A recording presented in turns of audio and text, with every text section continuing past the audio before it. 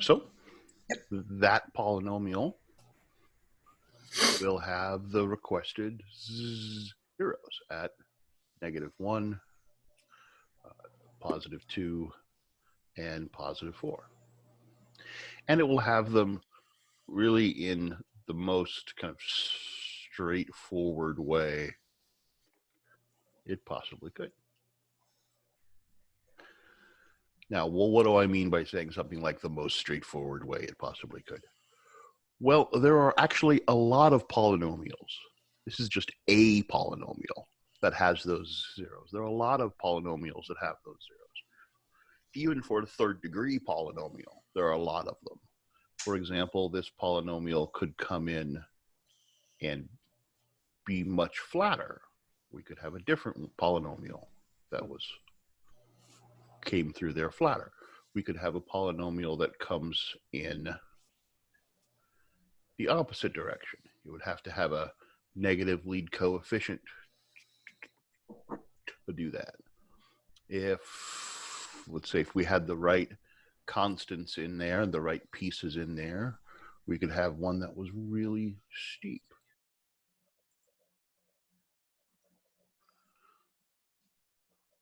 So hopefully it seems, diagram's starting to get crazy. It seems reasonable that we could have a lot of different polynomials that have these three factors in it, but all of them will still have that x minus 2, that x plus 1, and that x minus 4 as factors, because it's the only way to have those three zeros.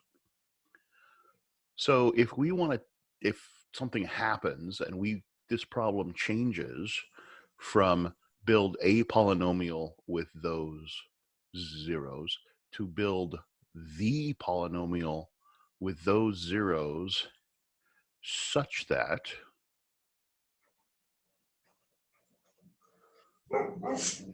let's say the function at +1 is equal to, I don't know, 12, then there's only going to be one of these such that at 1, this thing goes through that point at 112.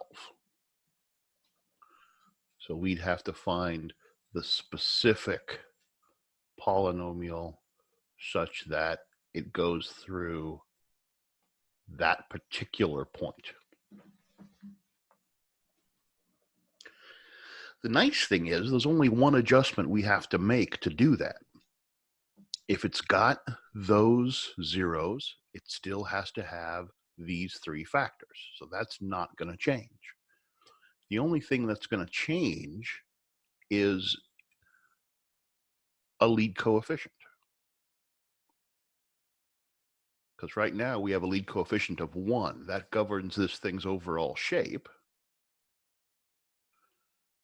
If we want to be able to modify that without changing our zeros, that constant A is going to stretch it or flip it to make it go through any particular location that we want. So that A is just going to, I'm just going to keep that A all the way down.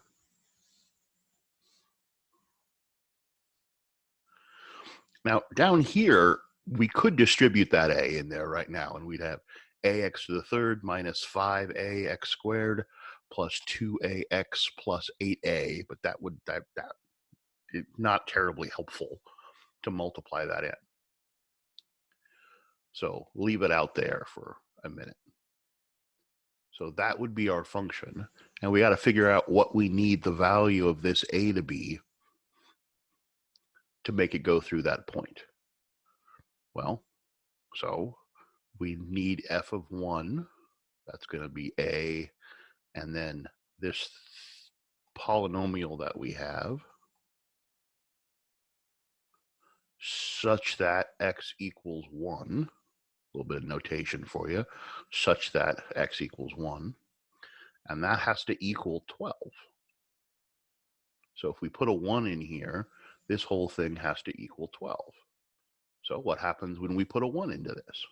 We get a times 1 to the third is 1 minus 5 times 1 is 5, plus 2 times 1 is 2, plus 8, and that's supposed to equal 12. So what, negative 4 plus 10 is 6 is supposed to equal 12. Divide the 6 off, A has to be 2.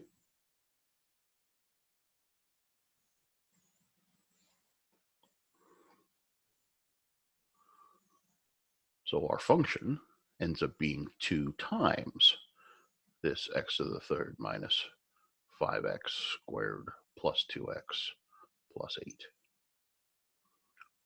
Or, to clean it up, 2x to the third minus 10x squared plus 4x plus 16. So that polynomial, not only does it have still our 3 zeros, but it's got a lead coefficient that's forcing it to go through the point we wanted it to go through.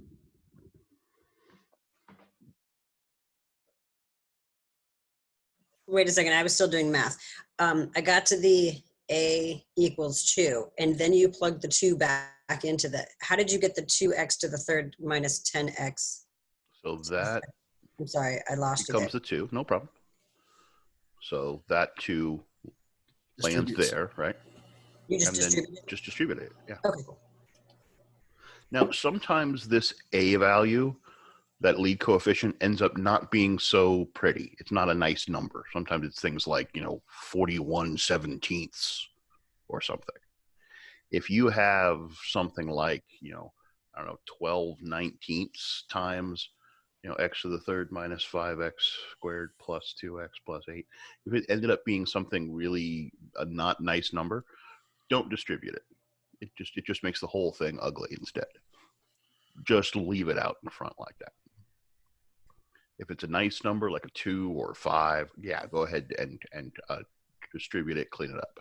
But having this, fairly ugly coefficient out in front, it is disadvantageous. But distributing it through and making all of this ugly, you're not helping anybody. Does that seem reasonable? So basically, just leave it cleaned up. Yeah, put it in whatever form is nice. That's one of the things that it often gets a little bit muddy as you go through algebra. People always say simplify answers, and like, well, what does it mean to have the answer in simplest form? There is a technical definition of that. It's the form with the least operators in it. But really, the simplified form is what form is easiest to do whatever your next step is. So oftentimes when we're leaving an answer in simplest form, well, which simplest form do you want depends on what you're going to do with that answer. We're not doing anything with it yet. It's just our answer. We're saying here. So there's a lot more kind of flexibility in what the simplest form would be. True, there's an extra operation in here without distributing that 12/19. There's an extra operation, that multiplication that we could perform. But distributing that 12/19 is not going to make it easier to do anything with this. So leave it. So simplest form is relative to operation. Absolutely. Application, sorry. Yes.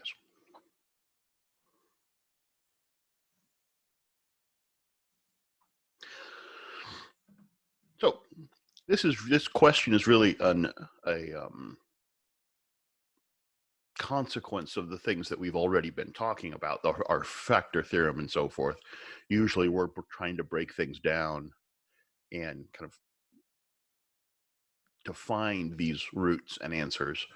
This is just going in that other direction. If we have roots, well, what can we build? And this is actually a pretty common thing to have to do out in the world. You're trying to model some scenario and you don't know much about the scenario, but it bottoms out in a couple different locations, and you can collect a couple data points somewhere else So that's all the information you have, and you want to build a model for it. Well, I should have an intercept there. You can try to build the polynomial that's going to model that using those factors and your other data points to make a polynomial and get a quick model. So it's actually a surprisingly common thing to do out there in the field. So as far as like questions we'll see using this, is that kind of like what we'll be given, like given these zeros or given these points, build a polynomial and then determine if it can go through this point? Usually you'll either be given the problem like it was at first, in which case you'll just have the answer we started with, or it will say, given those points and this point. So usually it'll be one or the other. It'll either include the point or it won't. If it doesn't include the point, it will say build a polynomial. Or sometimes it'll say build a polynomial with a lead coefficient of 1, which just means the a is 1. If it doesn't say the lead coefficient is 1, it'll give you some other point, in which case put that a there. And really, this a is always there. If you don't write the a, you've assumed it's equal to 1. Fair? All right. That makes sense. Cool.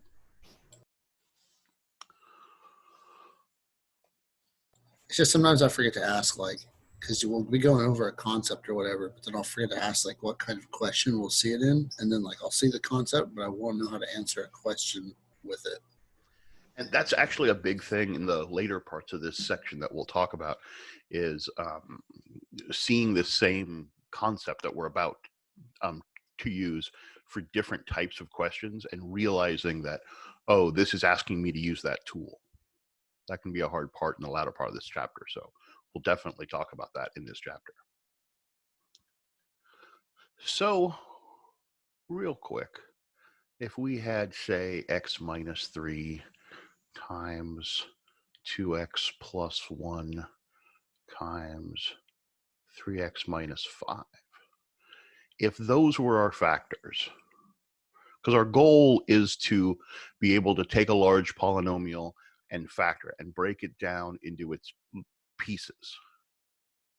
So we want to try to look at, okay, how can we figure out what those pieces are from the full polynomial form? So far, we've been given suggestions. We've been told, hey, this might be a 0, that might be a 0.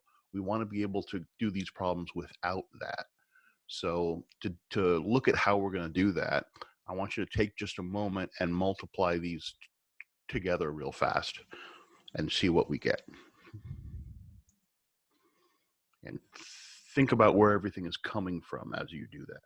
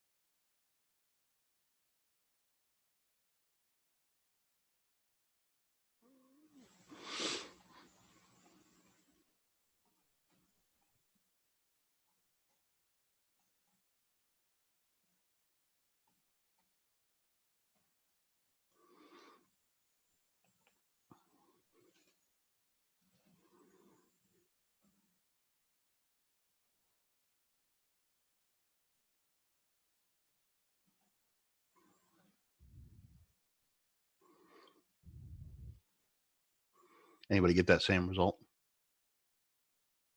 Nice. So last time when I was multiplying these together or things like this together, I did the double distribution method just to show you some variation. This is referred to usually as the area model for multiplying polynomials. Kind of takes our, like a length and a width and multiplies them together. So some people like using that tool. If you haven't seen that tool, it's a nice thing to see. Some people like it. So remember, our goal is to not know these pink factors. So say we didn't know those factors at all. We want to be able to just look at this polynomial and be able to try to figure out what those factors were. So I want to look at where some of these numbers came from. So this 6, that's 6x to the third. What values made that 6? Where did that 6 come from? Well, it came from this 2x squared times this 3x there. So it came from that 3x, that 2x squared. Where did that 2x squared come from? It came from that 1x, this 2x, and that 3x. So this 6x to the third term came from these lead coefficients. It came from the 3x, the 2x, and the 1x. So, okay, that 6 was made from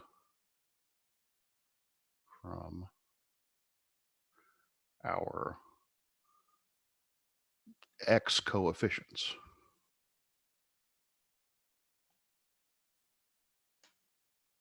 With no interaction from those constants at all. That 5 and this 3, that the 3 in the x minus 3 and the 5 in the 3x minus 5 didn't make that 6 at all. Now, if we tried to do a similar thing and track where this 25 and 16 came from, the 25 and 16 comes from not only these products, but those sums as well. So breaking down what numbers that, like where that 25, where this 16, especially the 16, where that 16 came from. Well, it came from part of this 5 and part of that 2 and part of those x's added to those. These are complicated in comparison to that 6. Oh, the 6 had to come from those 3. So I don't want to worry about the ones in the middle, because those came from messy places. What about this 15 on the end, though? Where did it come from? 3 times 5. Negative 3 times 5. I'm going to add negative 5. Yeah, the negative 3. I'm going to change color here. The negative 3 times the 1, technically. So the negative 3 times the 1 times the 5. So that 15 came from the products of our constants.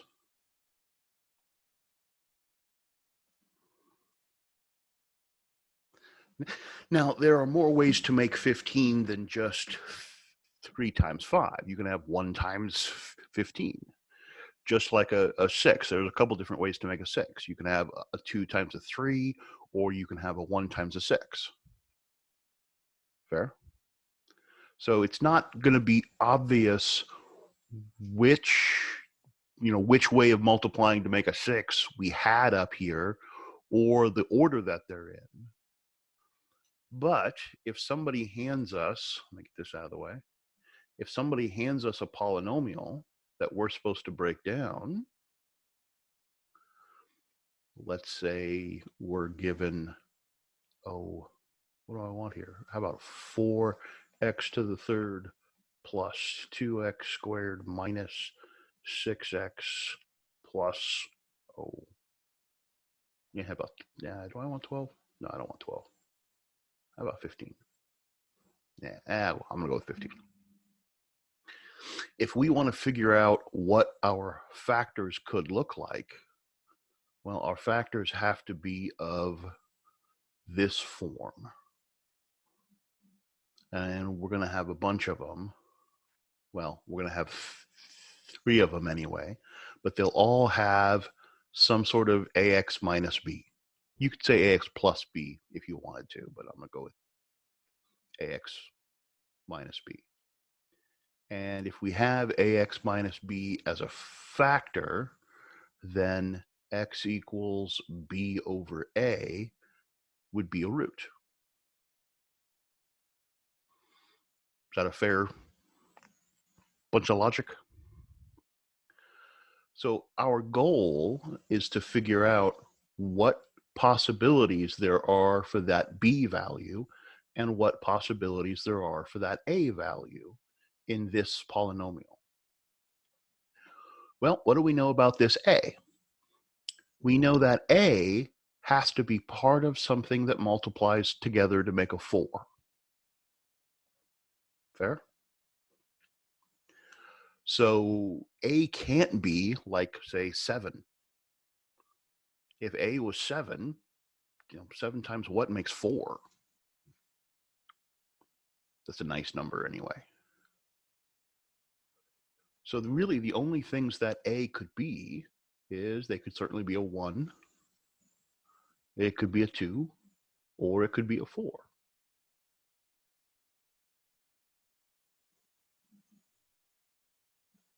Now, for technically speaking, they could be positive or negative.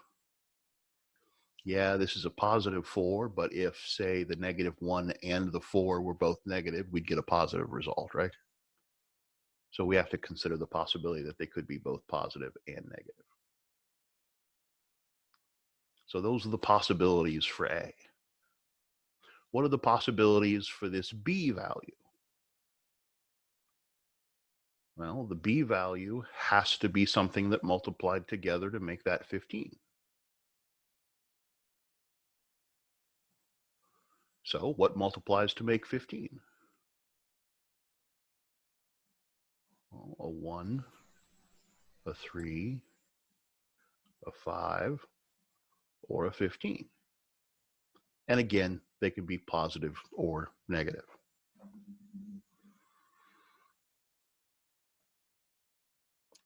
So if, and it's a pretty big if here, if our root is a nice rational number, if it's a fraction, or can be expressed as a fraction, then the numerators of that fraction have to be one of those numbers, and the denominators have to be one of those numbers.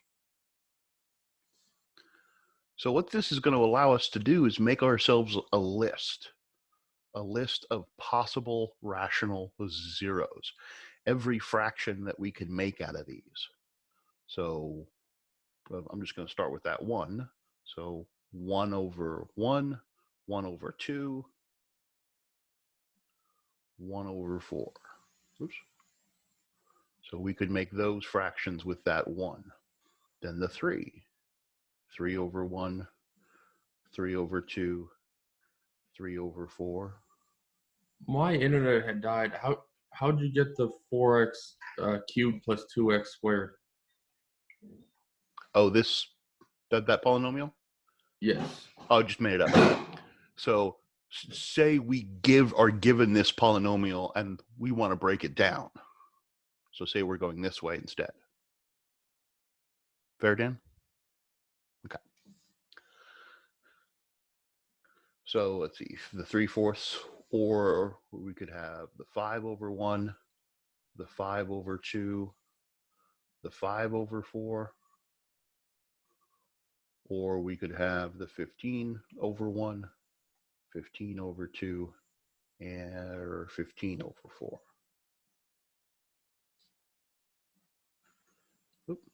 And of course, yes, these could be positive or negative.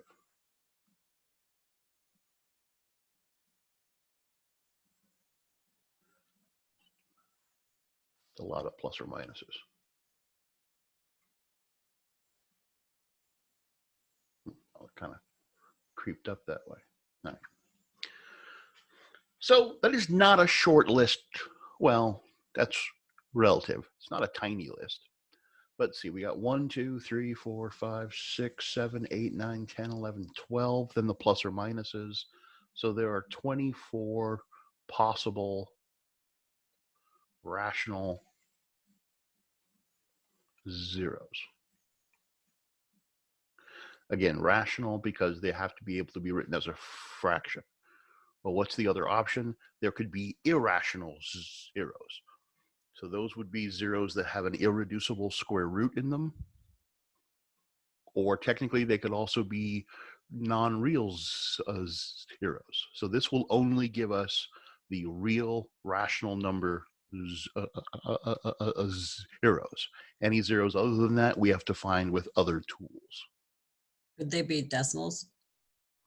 Rational numbers, can be written as fractions, so they can be decimals. The decimal equivalent of any irrational ones would be non-patterned and go on forever. So they could still have decimal approximations, but we'd never be able to write that decimal out. But even things like 1/7, that decimal goes on forever. It just goes on forever in a pattern. Fair? So really, we want to think of those irrational solutions as being things that have a square root in them that we can't simplify. So 24 might seem like a lot, but we've really gone from what could the not knowing what the zeros could be at all. So we've gone from any real number to these 24. So in scale, that's a huge reduction in the things that we want to check. Now, we could just start going through these 24 and checking to see if they are zeros of this thing. And we could do that just by plugging these into the function, see if we get see if we get a zero, or better yet, using synthetic division. So for example, if the 1/4 is a zero, then when we do the synthetic division with the 1/4, we should end up with a zero. So we could just start checking these 24 to see if any of them work. Yes, we could, Crystal. And old school, that's what you had to do. And it's only 24 of them. How long does it take you? And it's probably not 15. It's probably not, some of the big ones. But there is a technique we can use to speed this up a bit, to not have to check all 24 of these. And that's to graph the function. It might seem like, wait, how are we going to graph the function if we don't know which ones of those are zeros? Graph the function with tech. Graphing calculator. Yeah. Now that won't tell us anything exact. The graphing calculator is only able to give us approximations. But if we're looking at which one of these we might want to be testing, if the graph on the graphing calculator looks like it goes through 5/4, okay, we're going to test 5/4. If it looks like it goes through about 1.5-ish, well, 3/2 is 1.5. So let's go check that. If it looks like it goes through 1.25, okay, check that. If it looks like it goes through a 3 or a -3, cool, do the -3. If it doesn't look like it goes anywhere near 5, we don't check 5, because why would we? Does that seem reasonable?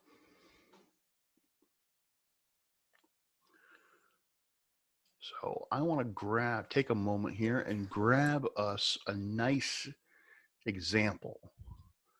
As Dan asked about that 4x to the third polynomial, I just kind of made that polynomial up. So it's possible it's going to give us a fairly nasty result. And I'd like to avoid that for our first example. So I'm going to cheat here a little bit, and I'm going to go grab a polynomial that I know has a fairly nice set of answers in it.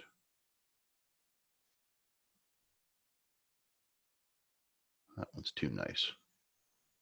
Your book likes really nice ones. Yeah, this one's pretty ugly in the calculator. Oh, I imagine. So let's look at a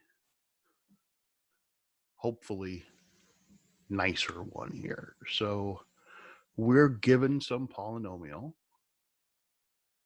given f of x equals x to the fourth minus 2x to the third minus 12x squared minus 22x, a lot of twos, plus 35.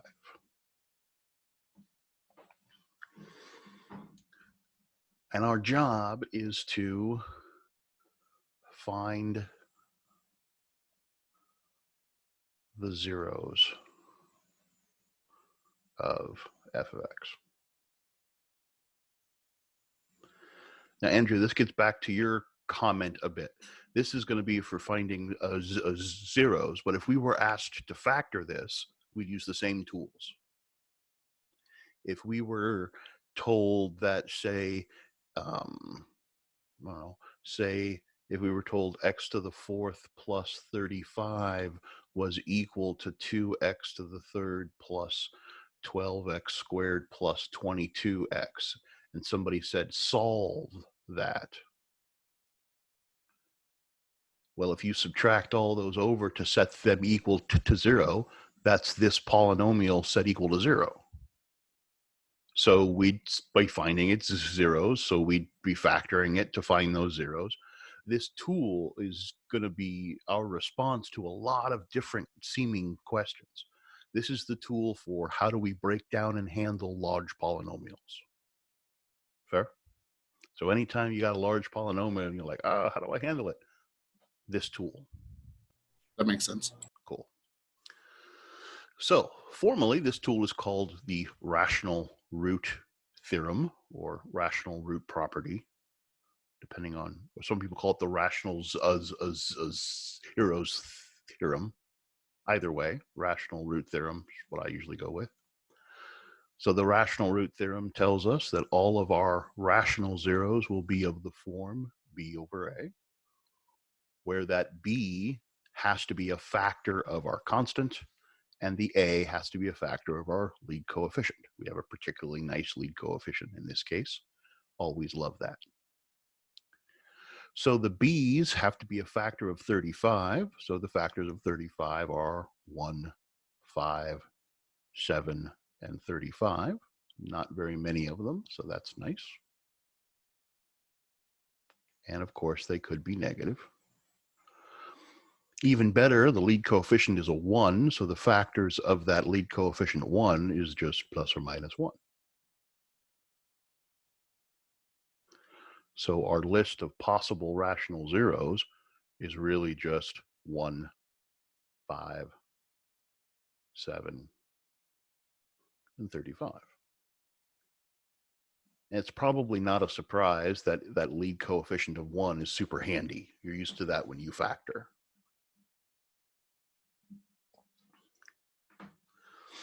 So, but that's still, 1, 2, 3, 4 with a plus or minus 8 things, and we could, Crystal, check them all if we wanted to. I wouldn't start with the 35 because it's probably not the case. But take a moment and graph this fourth degree polynomial on your calculator. See what it looks like. I'm going to give you a minute to do that.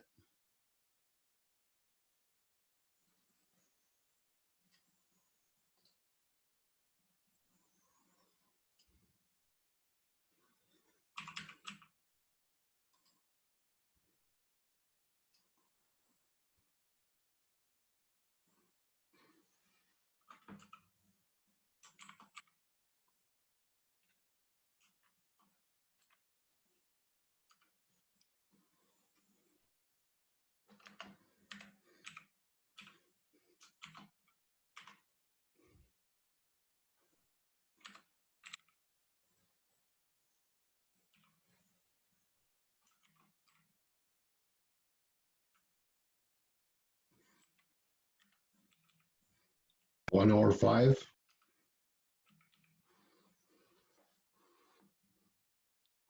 What's that? Would it be 1 or 5? Well, I don't know. I haven't looked at my graph yet.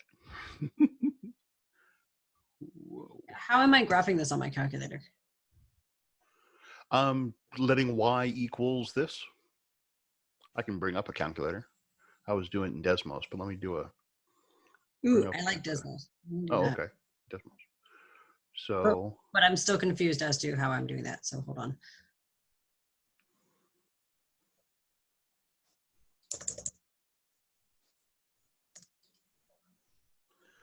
so let me switch over to that calculator. Actually, let me do it that way. Okay, so I'm just going to y equals. Clearing that out and saying x to the 4th minus 2x to the 3rd minus Oh, so 2, you're just putting the function polynomial in there. Yeah, polynomial. Okay. because we just want to know what that looks like. Minus 12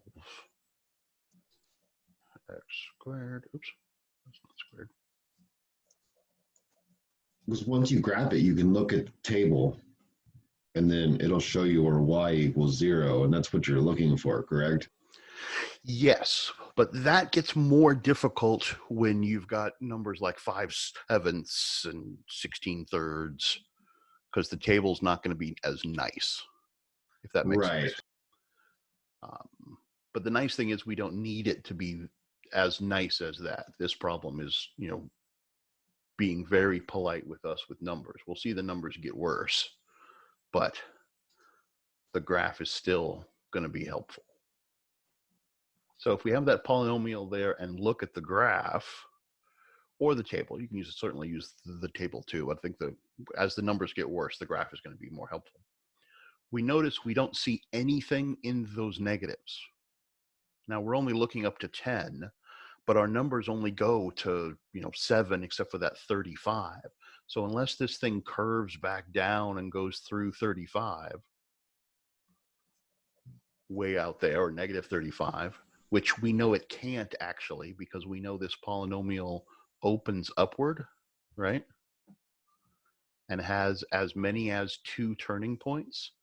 So if we're seeing 2 turning points in that positive realm, it can't go through just, I suppose it could go through the 35 and then go through something irrational. Actually, that's not possible. But anyway, going out and checking that negative 35, useful to know, but there are 2 that look reasonable right here. So, can I grab that and paste that in here? That would be, oh no, that would have been awesome. Oh, I can. Go notebook.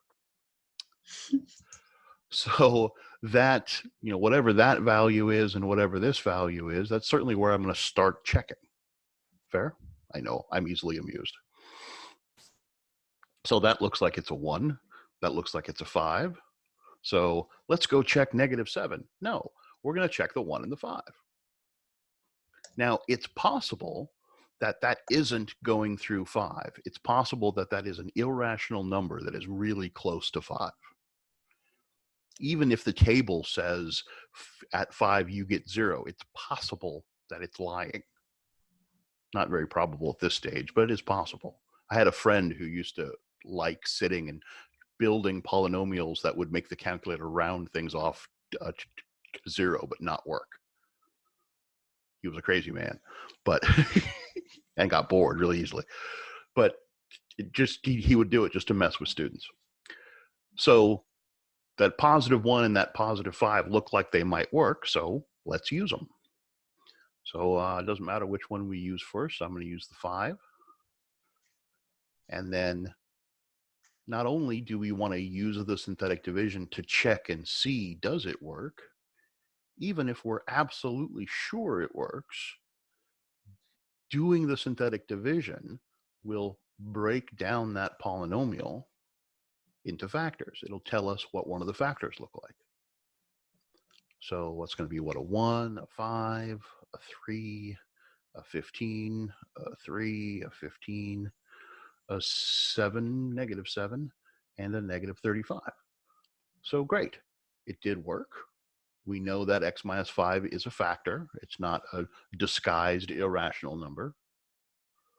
We also know that this fourth degree polynomial down here, this fourth degree polynomial is what we have left. So we can go to this 1. We know that 1 should be a factor. So if we break that 1 out, we'll have broken out 2 factors and we'll be left with a quadratic. So again, the 1 comes down, 1, 4, 4, 7, 7, 0. Nice. 1s are nice. So we're left with bx squared plus 4x plus 7.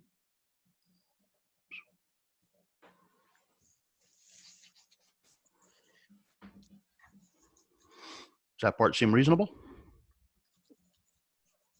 Cool.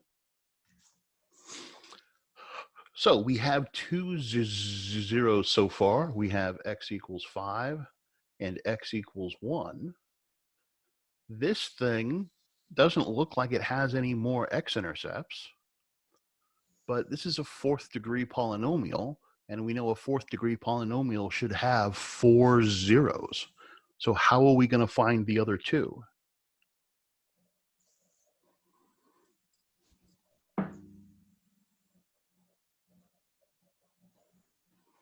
Right.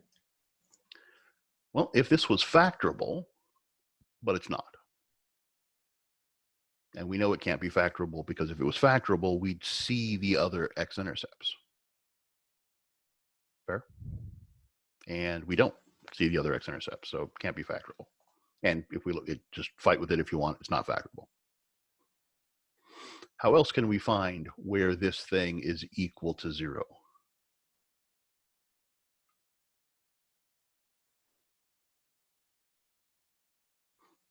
If only we had some tool for solving quadratics that are equal to 0. Hey, Matt, is there a tool that, for quadratics that make them equal to 0? So some sort of formula for quadratics? Maybe the quadratic formula? I don't know. Maybe the quadratic formula. That's equal to 0 when x is the -4 plus or minus the square root of 16 minus 4 times 1 times 7 all over 2. Yep, good old quadratic formula. As soon as we get to a quadratic, our general quadratic skills will take over. So that's what, the square root of 16 minus 28, which is what, -12? So -12 over 2.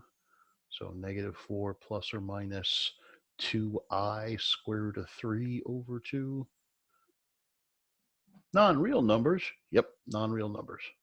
So -2 plus or minus square root of 3i.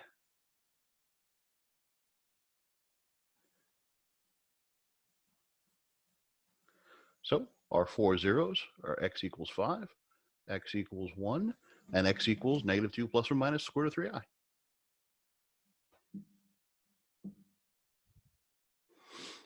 And if you did kind of zoom out on your graph, you have to zoom out quite a bit, you'll see the function jog a little bit. Now, if that jog was bigger, it would go back and make more x-intercepts.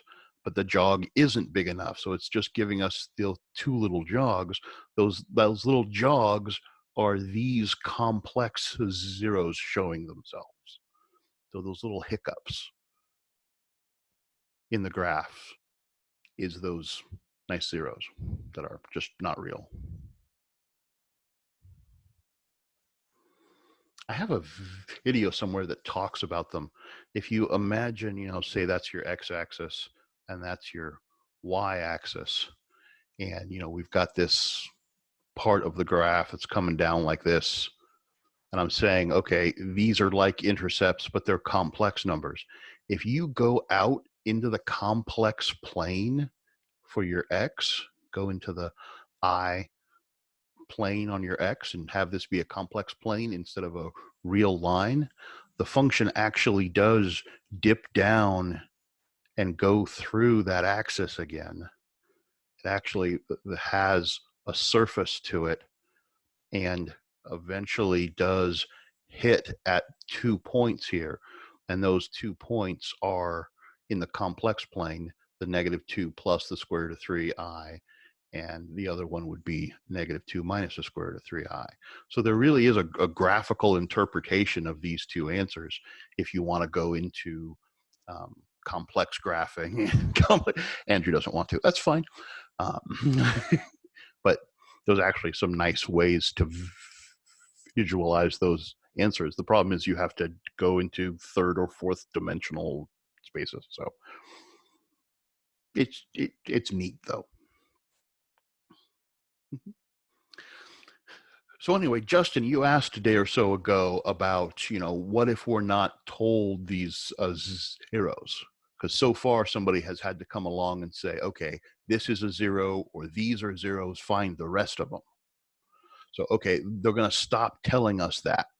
Instead, they're just going to give us the polynomial, and we have to come up with a list of things that might be true and test them.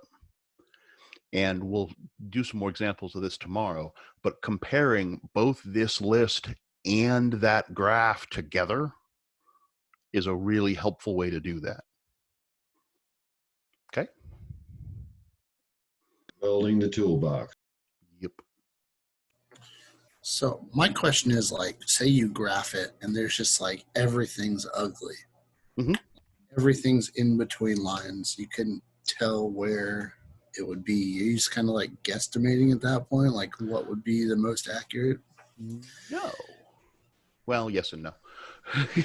But so, I mean, say you got like one that's like between the 3 and the 4 randomly. So would you just like look at your fractions and be like, what could be turned into a 3 with a fraction attached to it? That's exactly what we do. And that's why we want this list, because a lot of times we're going to get intercepts that land in between.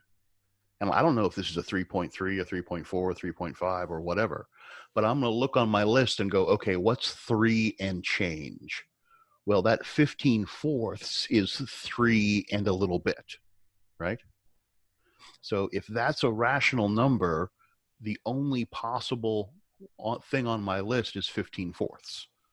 So I'm going to go try 15/4. Gotcha. That makes sense. So, and that's a nice example, Andrew, thank you for that, of why we want both the graph and the list. Because without the list, we'd have no reason to go, oh, that's obviously 15/4. It doesn't look like 15/4, it looks like 3-ish. But having our list to look at, well, the only nice option I have that's near 3-ish is 15/4, so that's what we check. So you recommend like writing out the list every single time? 100%. Also, though, if you're trying to check every single one of those, you're going to get really tired really fast. So I also recommend draw the graph every time, because it really is the combination of the two that makes this a handy technique. If not, it's a lot of grinding or it's a lot of guessing. Makes sense. Cool. All right, go off and play with those. If you guys come up with some good questions or even bad questions, let me know.